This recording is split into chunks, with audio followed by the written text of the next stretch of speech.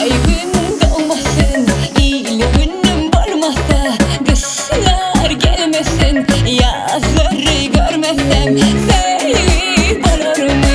Yar yarınla düşmasa, bahtım olur mu? Sana gelin varmasa.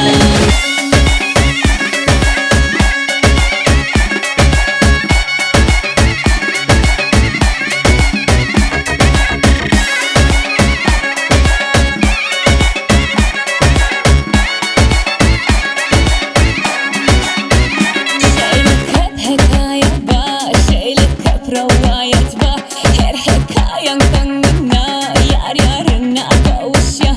Benim üfleyen ne yarıma kavuşmanı, benim üfleyen yalı yarım bile vurmanı.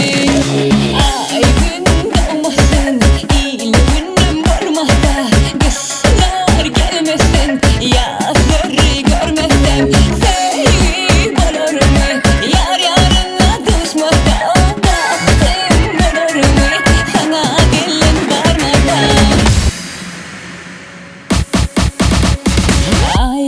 doğmasın, iyili günüm olmasa, kışlar gelmesin, yazları görmesem